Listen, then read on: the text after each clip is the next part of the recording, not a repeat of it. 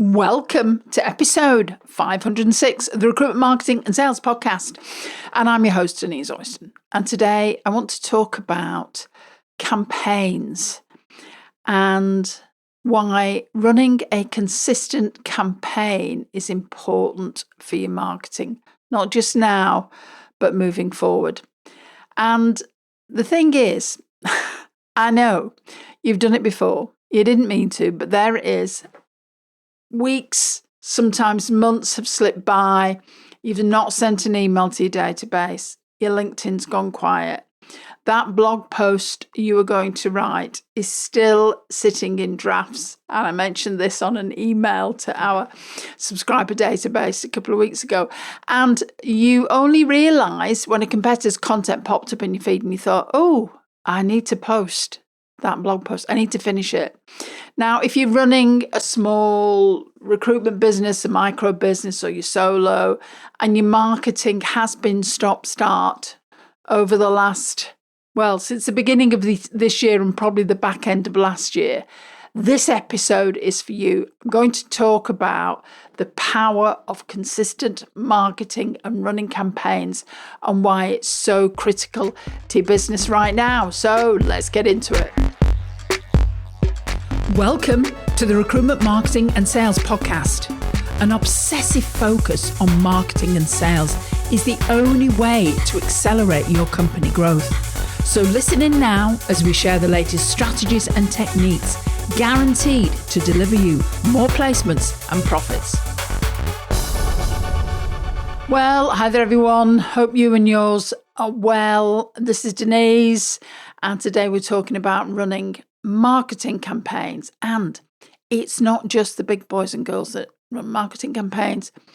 Micro, solo, small SMEs can run campaigns incredibly effectively, and they really work. So today we're talking about something that affects, I think, every small business that we work with. And that is, and often it's people come to us because of this, the damage caused by stop-start marketing. I always call it a reset tax. So why does consistent, always-on marketing matter so much?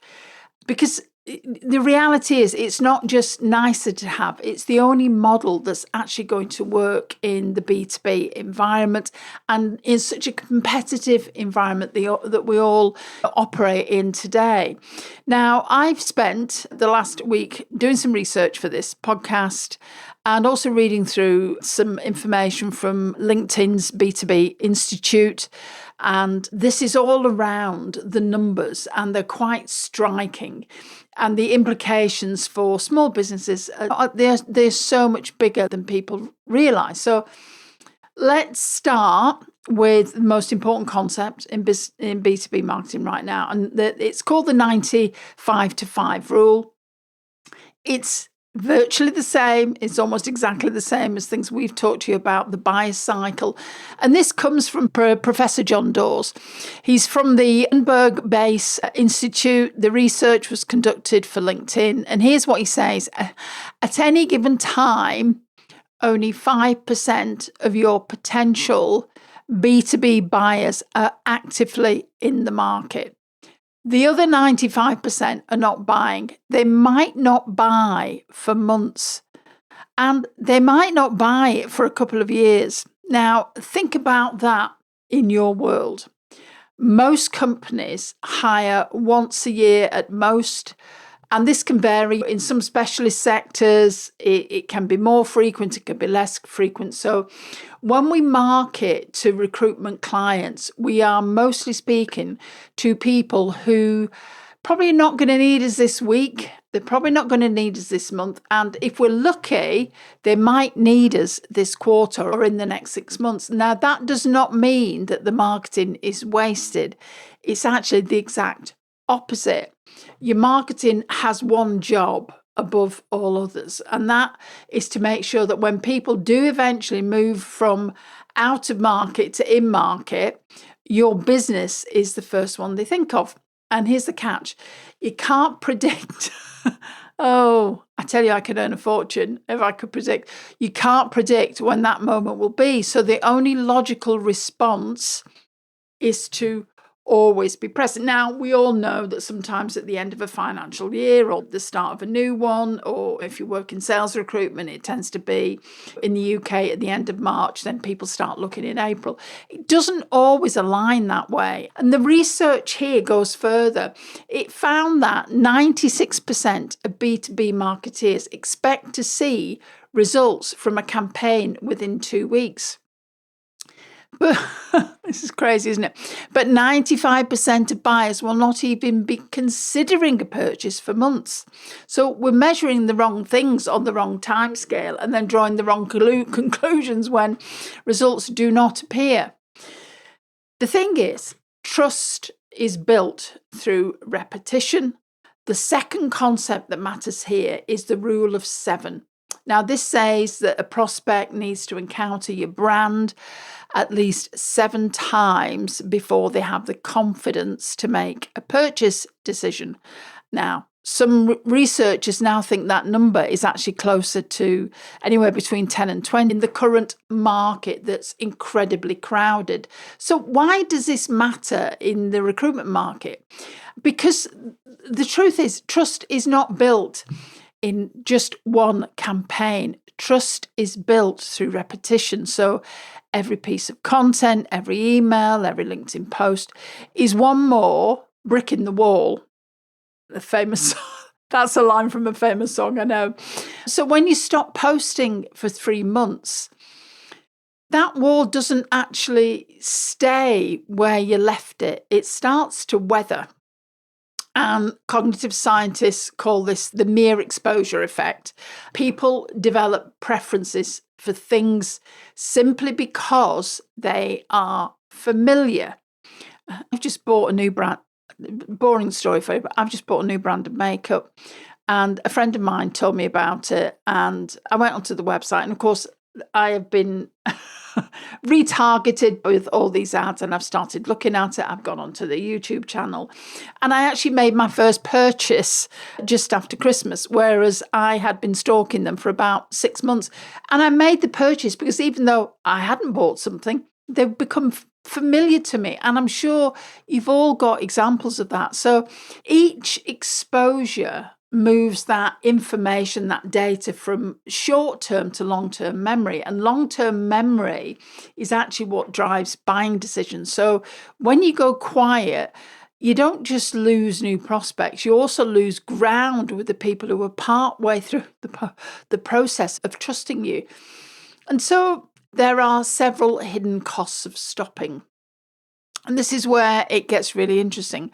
There are costs to stopping that many business owners never really see. And the first is, I guess you call it the algorithm learning tax. So when you run ads, and not all, and I appreciate not all recruiters run ads on LinkedIn or Meta, the platform's algorithm goes through a learning phase and it takes weeks to optimize. And this works in the same way when it comes to organic content as well. And here's the thing that's important is secondly, your warm audience cools down. Anyone who engaged with your last campaign, visited your website, opened your reels, your emails or your reels or whatever you're using is a warm prospect. If you stop showing up, they cool off. And rebuilding that warmth costs more than maintaining it. True fact. Third, your competitors are not waiting, they're keeping going. They occupy that mind share. Unfortunately, you've vacated. By the time you start up again, you're not picking up where you left off. You're actually starting from behind. Fourth, your content asset stops compounding. And assets, a very trendy word, but basically your email campaign that ran out, or you decided to just send 2 or 3 emails, you didn't do a longer campaign, has stopped working. Content marketing is one of those things in business that really actually appreciates over time. And here's the thing. We've got clients where this happens all the time. A blog post you wrote a couple of years ago can still bring you traffic today, but only if you kept the engine running. quick pause from me before we get back into it. This podcast, as you probably worked out, has no sponsors, has no ads. Nobody pays us to record these episodes. And Sharon and I make it because we love this industry and we want to give something useful back to the people running small recruitment businesses. If you're getting value from this, here's the only thing I'll ask. Connect with me on LinkedIn. Search Denise Oyston, that's Oyston with an O, hit connect and drop me a quick note and say you found me through the podcast. I read every single message and I reply. Personally, there's no funnel, there's no pitch, just a chance to say hello and stay in touch. So right, let's get back to that conversation. So let's have a look at the revenue gap here. Now, I want to give you an example as a study. Now, I appreciate these are big businesses, but you get, and often you can't get as much data in smaller businesses and they work exactly the same. But this is a marketing mix modelling study and it compared two scenarios, same business, same product, same market, same total annual budget of 40 million euros. So I appreciate this is a bigger example, but literally it maps over exactly the same. And in the stop-start scenario with monthly campaign pauses, the business generated 163 million euros of revenue. In the continuous scenario, here's the kicker, with the same total spend distributed across the year, the business generated 208 million euros of revenue. That's just shy of a 30% uplift on identical spend. The only variable was consistency.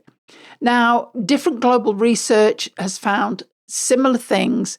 Companies achieving strongest growth, what they like to call winners, all have one characteristic. They invest in marketing consistently. The winners delivered twice the average revenue growth of their industries. They did not outspend everyone. Here's the thing, they outlasted them. And let me just talk about why recruitment is especially vulnerable. And let me just bring it home to our world because it has its own version of this problem. We work with recruitment business owners every week. The pattern's consistent. The businesses with the weakest pipelines are absolutely not the one with the worst service. They're the ones with the most inconsistent marketing. There are several reasons recruitment is especially vulnerable to stop-start marketing. Number one, your client buying cycles, they're long, they can be quite unpredictable. A recruitment hiring need arrives when it arrives, a resignation, new project, sudden expansion. And if you were not visible in the months leading up to that moment, you were not part of the consideration. The phone simply rings for somebody else. Number two is trust is everything. Your product is people, your judgment, your expertise. That kind of trust is not built in a campaign burst. It is built in steady thought leadership that is continually there. When your LinkedIn goes silent for 3 months, prospects don't think you're busy. They think you've lost interest, which is not a great thing. And of course, thirdly, as we all know, you're managing two pipelines. You're not just managing one. You're managing clients and candidates. And a pause in marketing creates gaps, unfortunately, in both at the same time, because when client demand returns, the candidate side is weakened too. And number four, recruitment is referral heavy. Referrals happen when your brand is top of mind. At the moment, somebody's asking for a recommendation. So unfortunately, you potentially have shot yourself in the foot, not once, but 4 times. So this is what is happening. And what does this look like in practice? A pattern we see in clients we work with, the ones who commit to consistency, even when the market is difficult. And let's be honest, it's been challenging. It's been challenging really for the last 2 years. So even when they're busy with placements, even when it feels like nothing has happened, 6 months in, the inbound inquiries, they do start to shift. The conversations get warmer. Clients say things like, I've been seeing your content for a while, or we've been meaning to talk to you. It's not luck. This is that 95-5 rule playing out in real time. Those clients were the 95% who were not ready yet. The marketing has kept the door open until they were. And the businesses that stop and start, they go all in for a few weeks, then disappear for 3 months, never, unfortunately, and it's a really sad thing, they never see that compounding effect. And I know people object. I know what some of you are thinking. We can't afford to market continuously. You can. You can't not afford to market continuously.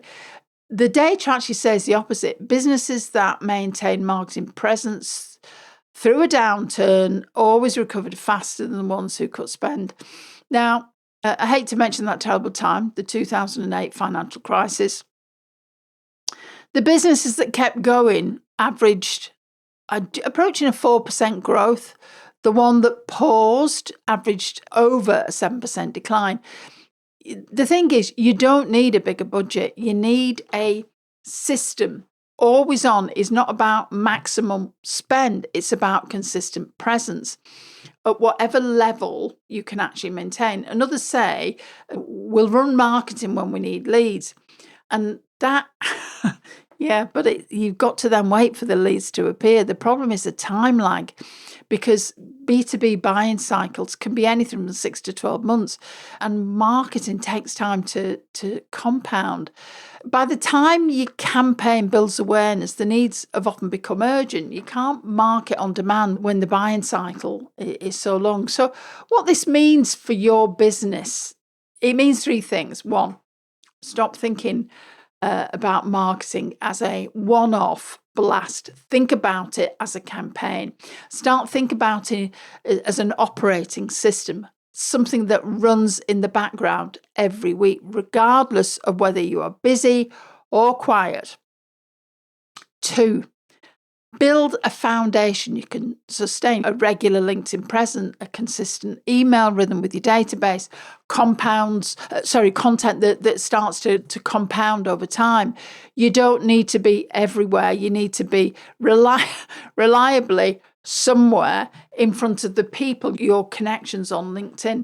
And I think number 3 is just accept that you're not going to see an immediate return. And I know it's unfortunate, but this is just life. The 95-5 rule means most of your work is invisible right now. You're planting seeds for things that are going to appear months, even years later. And it's a great metaphor, isn't it? But the businesses that win are the ones that keep planting anyway.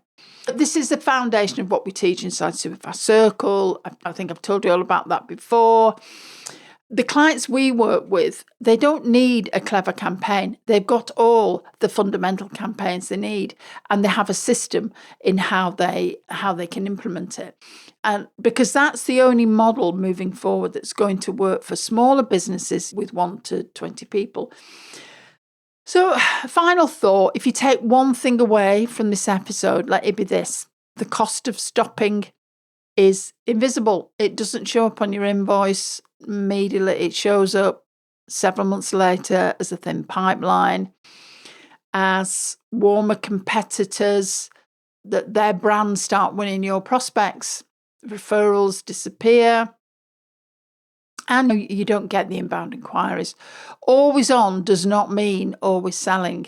It means showing up predictably, reliably, because that's what builds the trust, the mental availability, and that flywheel of content that's producing sustainable growth.